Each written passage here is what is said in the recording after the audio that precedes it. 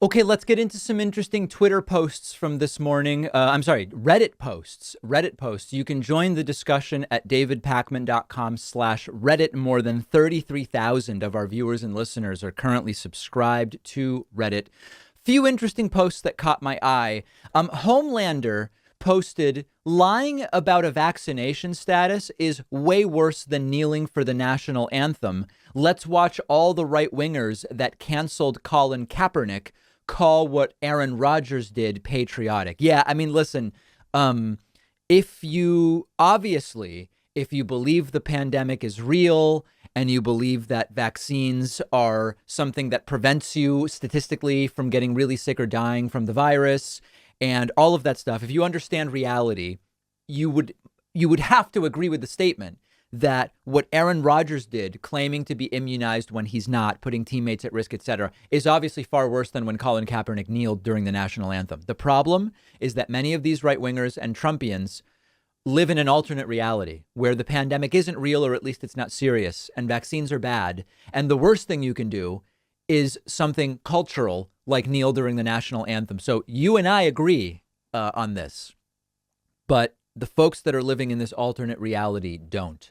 There was also an interesting post asking who's winning on the vaccine issue politically. Is it Democrats or is it Republicans? Now, the people from Reddit who voted in the poll by about a 3-1, about 75-25 margin, said that Democrats are winning on the vaccine issue ideologically. The problem with this is that the winning would be not dying from the virus. And unfortunately, there are people across the political spectrum who are dying from the virus because, in part, of the anti-vaccine propaganda that's being spread. Now, that being said, earlier this week, we looked at the numbers. The cumulative COVID death rate in Trump counties is now about 50% higher than the cumulative COVID death rate in Biden counties.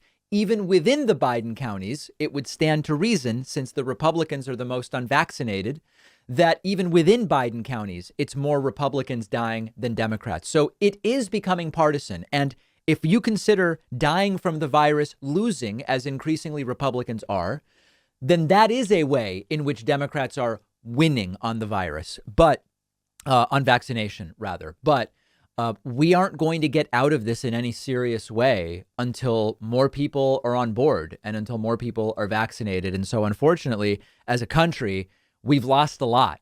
We've lost a lot, and we can point fingers accurately, as we have been doing. But what I want to get to is the end of the pandemic. And remember, the end of the pandemic is likely to be COVID becoming endemic, and a certain level of cases and deaths, much like with flu, that are not going to go away, at least for years. So who's really winning? I feel like we've all lost a lot over the last year and a half of this pandemic. One other post from the subreddit, a user is asking for medical advice and says, can someone reach out to Joe Rogan and see if he would consult with me about colonoscopies? Hi, I'm 23 and highly lactose intolerant. Can someone ask Joe Rogan if it's too early to start getting colonoscopies? Is Joe taking appointments? I'd prefer his expert view on my colon health. Thanks. So obviously this is a reference to the fact that now we've heard that NFL quarterback Aaron Rodgers took medical advice from Joe Rogan, and enlightened centrist political commentator Tim Pool took COVID advice from Joe Rogan. Listen, as I've said before, I don't think there's anything wrong with talking to people you know about their experience with the disease. If you were diagnosed with a form of cancer, it would be totally reasonable to go talk to a doctor and to get a second opinion and do all of those things. And if you had a friend who had or has that type of cancer, it's totally reasonable to go and say, hey, what were the side effects of the course of treatment you chose? How did you feel? How did this work? What was your doctor's recommendation? That makes perfect sense. But when we start taking anecdotal advice from non-medical professionals about things where we have data, things like ivermectin and others, That's when things sort of seem to go off the rails. So listen, talking to friends about their experiences with a disease or medication is totally reasonable. But the degree to which Aaron Rodgers seriously said, well, I mean, listen, I took advice from Joe Rogan on what to do, starts to get a little weird, starts to get a little cultish almost. Join the discussion at davidpakman.com/Reddit.